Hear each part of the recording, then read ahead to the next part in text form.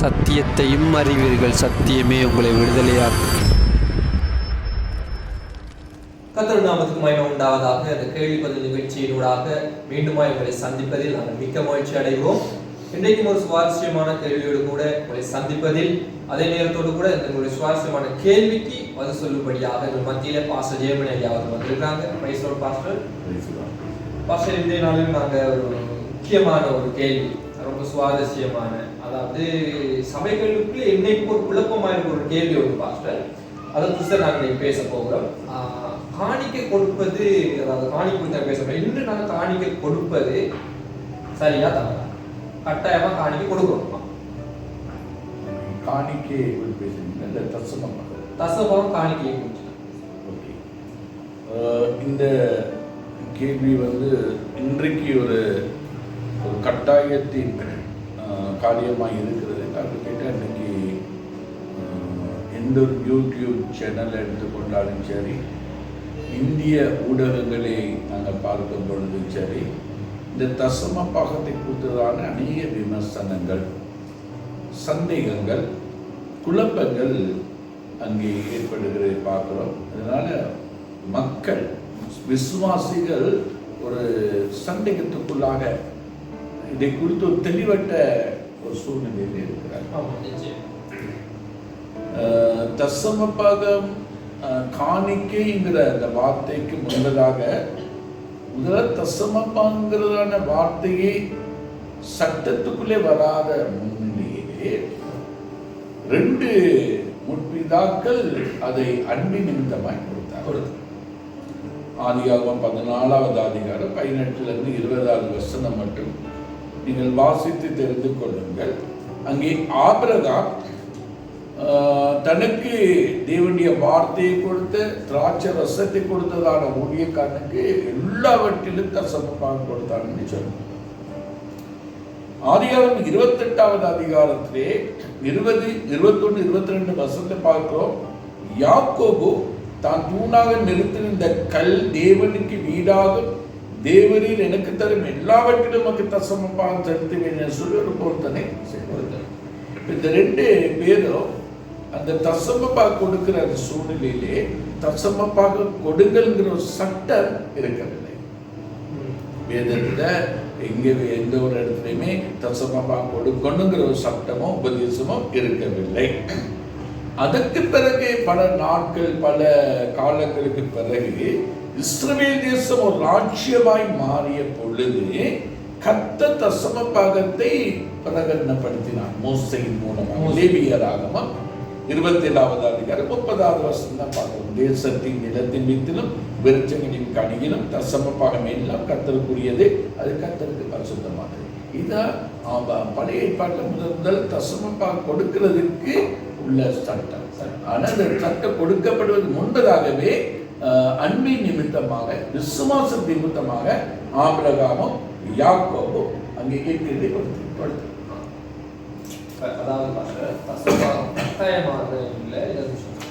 அதாவது ஏன் அந்த தசமபாகம் நாங்கள் கொடுக்கணும் பாஸ்டர்? ஏன் தசமபாகம் கொடுக்கணும்? அதுக்கு 2 காரியங்களை நாங்கள் வேதத்தில் சொல்லலாம். ஒன்று, உபாகம் 8வது அதிகாரம் 18வது வசனத்திலே ஐஸ்வர்யத்தை சம்பாதிக்கிறதான பலனை கர்த்தர் உனக்கு கொடுத்திருக்கிறார் என்று எழுதப்பட்டிருக்கிறது. தொழில் செய்தவர்கள், வியாபாரம் செய்தவர்கள், எந்த விதமான ஒரு வருமானத்தை ஈட்டுகிறவர்கள் தங்களுடைய சரீரத்தில் பலன் இல்லாத சூழ்நிலையை செய்ய முடியாது.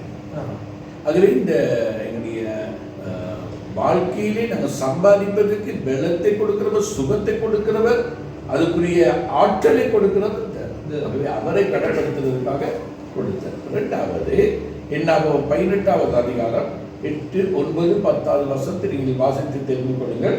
அங்கே ஆரோனுக்கும் அவனுடைய குமாரனுக்கும் ஆசரிப்பு கூடாரத்திலே வேலை செய்வதற்கு ஈடாக சம்பளமாக அங்கே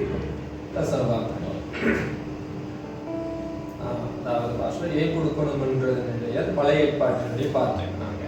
அதாவது புதிய ஏற்பாட்டுல தசமபாகத்தை குறித்து சொல்லப்பட்டிருக்காங்க. புதிய ஏற்பாட்டுல வரக்குள்ள ஒரு சில இடங்கள்ல சொல்லப்படுகிறது என்னன்னா, புதிய ஏற்பாட்டுல தசமபாகத்தை குறித்து பேசல, காணிக்கையை குறித்து பேசல, ஏன் திருச்சபைக்கு நாங்க தசமபாகம் கொடுக்கணும், அப்படி ஒரு பிரச்சனை வருகிறது. புதிய ஏற்பாட்டுல வேதத்தை படிப்பாங்க. நானும் அநேகமான பிரசங்கங்களை இந்த யூடியூப் மூலமாக, ஃபேஸ்புக் மூலமாக, அந்த மீடியாவிலே பார்த்திருக்கிறேன். இந்த கேள்வியை கேட்டு, அதாவது புதிய ஏற்பாட்டினுடைய சட்டம் இல்லை, இது பழைய ஏற்பாட்டுடைய சட்டம், புதிய ஏற்பாட்டில் கொடுக்கிற சாபம் என்னன்னா சொல்லுகிறார்கள். அதாவது ஒரு ஒரு பழமொழி, அது எப்படி சொல்லுங்கன்னா, மூடிக்கிட்டு உறங்கினாலும் உறக்கம் வரும், உறங்கிக் கொண்டே மூடினாலும் ரெண்டு ஒன்று தான். அதுவே தசமபாகமும் ஒரு பணத்தை கொடுக்கிறதோ பொருளை கொடுக்கிறதோ கர்த்தருக்கு கொடுத்தல், காணிக்கையும் அதுதான், அதுல எந்த வித்தியாசம் இல்லை. ஆனால் தசமபாகங்கிறது பழைய ஏற்பாட்டோடு சட்டமாக கொடுக்கப்பட்டிருந்தது, புதிய ஏற்பாட்டில் இப்படி சட்டமாக இங்கு கொடுக்கப்படவில்லை. ஆனால் இந்த தசம பாகத்தை பற்றி இயேசு 2 இடத்துல பேசியிருக்கிறார். ஒன்று மத்தேயு 23வது அதிகாரம் 23வது வசனத்திலே, மாயக்காரராகிய வேத பாரகரே பரிசேயரே உங்களுக்கு ஐயோ, நீங்கள் எல்லாவற்றிலும், அதாவது ஒத்தலாமிலும் வெந்தயத்திலும் சீரகத்திலும் தசமமாக செலுத்தி நியாயப்பிரமாணத்துக்கு கற்பித்திருக்கிற விசேஷித்தவைகளாகிய நீதியை, இரக்கத்தை, விசுவாசத்தை விட்டு விட்டீர்கள். அந்த தசமபாக கொடுக்க வேணான்னு இயேசுக்கு சொல்லல, தசமபாகத்தை கொடுத்து அங்கே நியாயப்பிரமாணத்தில் சொல்லப்பட்டிருக்கிற நீதி, இரக்கம், விசுவாசத்தை விட்டு விட்டார். ஆகவே ஆண்டவர் என்ன சொல்கிறார் கேட்டால், இவைகளையும் செய்ய வேண்டும், அவைகளையும் விடாது. ஒரே வரையில பழைய ஏற்பாட்டில் உள்ள தசமபாகத்தை நீ அதை விடக்கூடாது, அதை தொடர்ந்து கொடுக்கணும். ஆனால் அதுக்குள்ளதான நீதி, நியாயம், தர்மம், இரக்கம், அதை நாங்கள் என்னுடைய வாழ்க்கையில. இரண்டாவது ஒரு காரியம், மாற்கு 7வது அதிகாரம் 9, 10, 11, 12, 13 வருஷம் சொல்லப்படுது. தகப்பனையும் தாயையும் கடன் பண்ணுவாயாக சொல்லப்பட்டிருக்கியா, நீங்களோ ஒருவன் தன் தகப்பனையாவது தாயாவது நோக்கி, உனக்கு நான் செய்யத்தக்க உதவி ஏதாவது உண்டோ என்று அதை குர்பான் காணிக்கையாக கொடுக்கிறேன்னு சொல்லிவிட்டால் அவனுடைய கடமை தீர்ந்தது என்று சொல்லி அவனை இனி தன் தகப்பனுக்காவது தாய்க்காவது யாரோ உதவி செய்யாம அப்படியே தள்ளி விடுவார். அதைத்தான் இயேசு கிறிஸ்து சுட்டி காட்டுகிறார். நீங்க குர்பான்கிற காணிக்கையை செலுத்தி தகப்பனுக்கு செய்ய வேண்டிய, தாய்க்கு செய்ய வேண்டிய கடமைகளை நிறுத்துகிறீர்களே, அது தவறு. அதுவே தசமபாகத்தோடோ அல்லது காணிக்கையோடோ தாய் தகப்பனுக்கு செய்த உதவிகளை நினைக்கக்கூடாது. தாய் தகப்பனுக்கு செய்வது வேதத்திலே எபேசியர் 6வது அதிகாரத்தில் சொல்லப்பட்டிருக்கிறது. உன்னுடைய ஆயுசு நாட்கள் நீடித்திருக்க உன் தாயின் தகப்பனை கனப்பண்ணு சொன்ன எதுல கனப்பண்றது? பணத்துல, அன்புல, உதவியில, சகல காலத்தையும் பெற்று வளர்த்து அந்த அளவுக்கு எங்களை ஆளாக்கி இருக்கிற பெற்றோர்களுக்கு நாங்க அவளை பட்டினி போட்டு கடவுளுக்கு தசமப்பா கொடுக்கிறதுனாலையோ காணிக்க கொடுக்கிறதுனாலையோ எந்த விதமான ஆசீர்வாதம். புதிய ஏற்பாட்டிலையும் தசமபாகத்தை குறித்து சொல்லப்பட்டிருக்க நீங்க வேதத்தில் ஆதாரத்தோடு நீங்க சுட்டி காட்டுறீங்க. அதே நேரம் இயேசு கிறிஸ்துவினுடைய மரணத்துக்கு பிறகு, அவரோட மரணத்துக்கு பிறகு ஏதாவது தசமபாகம் காணிக்கைகளை குறித்து சொன்னீங்களா? இயேசுடைய மரணத்துக்கு பிறகு விசேஷமாக புதிய ஏற்பாட்டிலே அப்போஸ்தலர் நடவடிக்கையிலிருந்து நாங்கள் பார்க்கும் பொழுது காணிக்கை கொடுக்கப்படுவதை குறித்து வலியுறுத்தப்படுகிறது. அது ஒரு சட்டமாக அல்ல, உபதேசமாக. உபதேசம் எப்படின்னு கேட்டால் லூக்கா 6:38 சொல்லு, கொடுங்கள் அப்பொழுது உங்களுக்கு கொடுக்கப்படும், அமுக்கி குலுக்கி சரித்து விழும்படி நன்றாய் அளந்து உங்களுடைய மடியிலே போடுவார்கள், நீங்கள் எந்த அளவிலே அளக்கிறீர்களோ அந்த அளவிலே உங்களுக்கு அளக்கப்படும். அதுவே இந்த புதிய ஏற்பாட்டில் உள்ள காரியம் ஒரு சட்டம் அல்ல, அது ஒரு போதனை. அது எப்படின்னு சொன்னா 1 கொரிந்தியர் 9வது அதிகாரம் 7வது வசனத்துல உற்சாகமாய் கொடுக்க வேண்டும் சொல்லப்படுகிறது. 2 கொரிந்தியர் 8வது அதிகாரம் 2வது வசனம் உதாரணத்துவமாக கொடுக்க வேண்டும். முதலாவது உற்சாகமாக கொடுக்கணும், அடுத்து உதாரணத்துவமாக கொடுக்கணும். உதாரணத்துவ நாங்கள் மற்றவர்களுக்கு உதாரணமாய், நாங்கள் தேவனுடைய பிள்ளை, தேவன் ஆசீர்வதிக்கிறார், நான் கொடுக்கிறதே மற்றவர்களுக்கு ஒரு உதாரணத்தை காட்டுகிறேன். 3வது திராணிக்கு தக்கதாக கொடுக்க வேண்டும். 2 கொரிந்தியர் 8வது அதிகாரம் 3வது வசனத்திலே அதே வசனத்தை திராணிக்கு மேலாகவும் திராணிக்கு மிஞ்சியும் கொடுக்கணும். திராணிக்கு தக்கதாக கொடுக்கணும், திராணிக்கு மிஞ்சியும் கொடுக்கணும். அப்படி கொடுத்தார்கள். புதிய ஏற்பாட்டில் ஒரு 7 விதவை தன்னிடம் இருக்கிற சக்கலத்தை 2 பணத்தை போட்டு திராணிக்கு மேலாக கொடுத்து இயேசுக்கு சொல்லிட்டு நல்ல ஒரு சிபாரிசு ரெக்கமெண்டேஷனை பெற்றுக்கொண்டார்.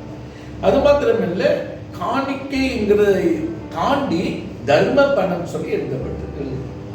அது 1 Corinthians 16வது அதிகாரம் முதல் 2 வசனத்துல இது ஏழை பரிசுத்தவான்களுக்கு கொடுக்குற.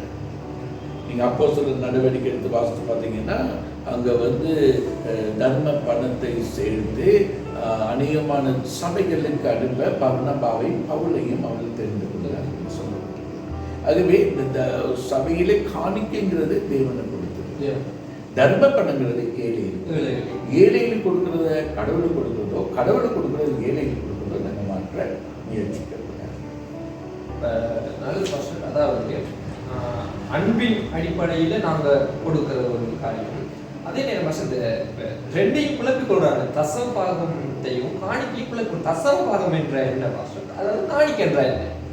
தசம பாகம் என்று சொல்லும் பொழுது 100க்கு 10 அவ்வளவுதான் விஷயம் பண்ணிடுச்சு. நீங்க 100 ரூபா சம்பாதிக்கிறதுன்னு சொன்னா 10 ரூபாய் கத்துறது பழைய ஏற்பாட்டு உள்ள ஒரு கட்டளை. 1000 ரூபான்னு சொன்னா 100 ரூபாய். அப்ப நீங்க கணக்கு பெருகிக்கிட்டே போகலாம். அவ்வளவுதான். 100க்கு 10, 1000க்கு 100. அதோட உடைய கடமை முடிவு. ஆனால் புதிய ஏற்பாட்டிலே அமுக்கி குலுக்கி நீங்க எந்த அளவுக்கு கொடுக்கிறீர்களோ அந்த அளவுக்கு தேவன் ஆசை. இவ்வளவுதான் கொடுன்னு சொல்லி பைபிள்ல எங்கேயுமே சொல்லப்படவில்லை. ஏன்னா 1 தீமோத்தேயு 6வது அதிகாரம் 18-19 சொல்லப்பட்டிருக்கிறது. தாராளமாய் கொடுக்கிறவர்களும் உதாரணம் உள்ளவர்களாய் இருக்கவும் வேண்டும் என்று வலியுறுத்தப்பட்டது. ஆகவே நாம் கொடுக்கிற தாராளமாய் உதாரணம் உள்ளவர்களாய் கொடுக்கும் பொழுது தேவன் மகிமைப்படுவார். அதனால் மற்றவர்கள் அது ஒரு பலனடைய அவர்களும் அதை பின்பற்றுவதற்கு ஏதுவாக இருக்கும். அதாவது கட்டாயமாக அல்ல, அன்பின் அடிப்படையில் கட்டாயம். நீ கொடுத்தா ஆசீர்வாதம் அநேகமான உபதேசம். நீ தசமப்பா கொடுத்தா பரவராஜ்யத்துக்கு தசமப்பாகத்துக்கும் பரவராஜ்யத்துக்கு சமம். நீங்க கொடுக்கிற காணிக்கைக்கும் பரவராஜ்ய ரட்சிப்புக்கும் சமம். ஏனென்று கேட்டால் இன்றைக்கு கிறிஸ்துவை அறியாத புறஜாதிகள் அதிகமான காணிக்கைகள் அவருடைய காணிக்கைங்கிற பகுதி அவருடைய பக்கத்து கூட நம்ம போகலாது. உண்மையிலே கிறிஸ்தவன் சொன்னா அது கஞ்சத்தனம் தான் நான் நினைச்சேன். ஏன்னா கிறிஸ்துவுக்குள்ள ஆன பிறகு அவள் கொடுக்கிறது அப்படியே மட்டுப்படுத்துகிறார்கள். ஆனா உலகத்துக்குள்ளவர்கள் அள்ளி அள்ளி வீசுகிறார்கள். அதுவே இந்த காரியத்துல காணிக்கை என்று சொல்லும் பொழுது என்னுடைய உள்ளத்தின் உணர்வுகள் தேவனோடு உள்ளதான அந்த இணக்க அந்த தொடர்புகளை கொண்டுதான காரியம். மனப்பூர்வமாக இருதயத்தின் ஆழத்திலிருந்து நாங்கள் தேவனுக்கு அளவில்லாமல் நாங்கள் சேர்ந்து முடியும். அதே நேரம் காணிக்கை புதிய ஏற்பாட்டினுடைய சட்டம். சட்டங்கள் இல்லை, உபதேசம் சொல்லி பல உபதேசமாக இருக்கிறார்கள். சட்டங்கள் எதையுமே காணிக்க கொடுத்தா தான் உனக்கு ரட்சிப்புன்னு சொல்லி சட்டம் அந்த புதிய ஏற்பாட்டில் இருந்த பழைய ஏற்பாடு. நல்லது. அதே நேரம் காணிக்க தசமபாகத்தை கொடுத்துட்டு இந்த பெருமையாக பேசுறது பெருமைக்கார மனுஷர்களை கொடுத்து நீங்க என்ன பாஷை நினைக்கிறீங்க? அந்த 2 பேர் ஒரு பரிசேயனும் ஒரு பாவியும் ஆலயத்துக்கு வருவாங்க. அந்த பரிசேயன் ஜெபத்துல பாருங்க, ஜெபம் அந்த சொன்ன வார்த்தைகள் ஒழுங்கு ஆலயத்துக்கு வருகிறேன், சமப்பாக கொடுக்கிறேன், உடைய நியாயப்பிரமாணம் வார்த்தை பெறாங்க. அந்த வார்த்தை பெருமை நான் கொடுக்கிறேன், நான் செய்கிறேன். ஆனால் அந்த பாவியில ஜெபம் பாருங்க, ஆண்டவரே நான் பாவியா இருக்கிறேன், மீது இரக்கமாய். அப்ப எப்பொழுதுமே கொடுத்து நீங்க சாபத்தை கொடுக்கிறவர்கள் எந்த அளவுக்கு தாழ்மையா இருக்கணுமோ அந்த அளவுக்கு தேவன் எங்களை இருக்கிறார். அது மாத்திரமல்ல, கொடுக்கிற ஒரு காரியத்துல விளம்பரப்படுத்தி நம்ம கொடுக்கிறோம். நான் இவ்வளவு கொடுத்து அநேகமாக இந்திய பத்திரிகைகள் சந்திகையிலே பார்த்த ஒரு துக்கமான ஒரு காரியங்கள் நாடு இந்த கட்டடம் கட்டுவதற்கு இந்த ஊழியத்துக்காக இத்தனை 1000 இத்தனை லட்சம் இத்தனை கோடி கொடுத்திருக்கிறார்கள் சொல்லும் பொழுது அவருடைய புகைப்படம் அங்கு ஒரு விளம்பரமாக்கப்படுகிறது. அந்த மனுஷன் தேவனை மேல உயர்த்தப்படுகிறார். அது முழுக்க தவறான ஒரு காரியம்.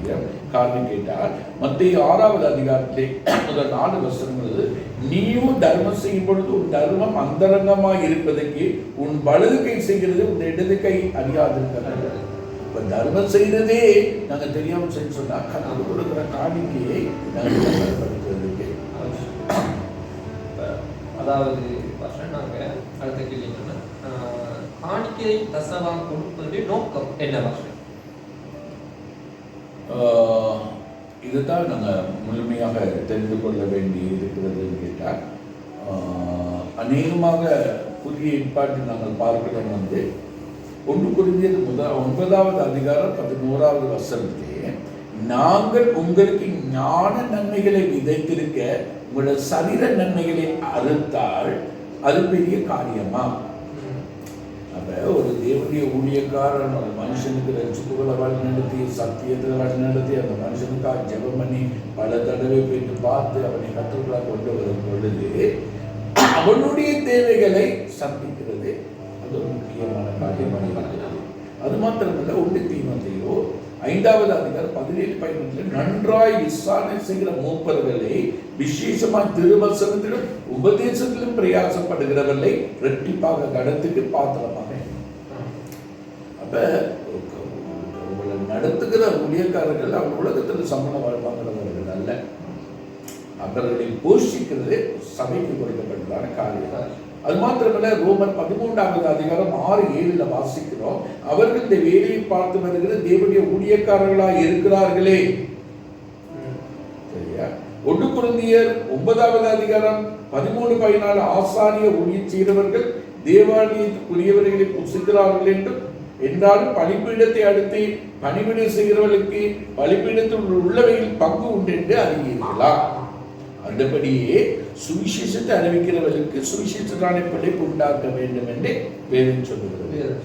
ஆகவே சுவிசேஷம் அறிவிக்கப்படுகிறவர்கள் சுவிசேஷத்தான பிழைப்பு நடத்தப்பட வேண்டும்.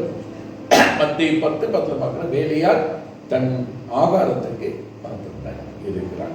பல வசனங்கள் உண்டு. ஆகவே கலாத்தியர் 6வது அதிகாரம் 6வது வசனம், மேலும் திருவசனத்தில் உபதேசிக்கிறவனுக்கு சகல நன்மைகளிலும் பகிர்ந்து கொள்வார்.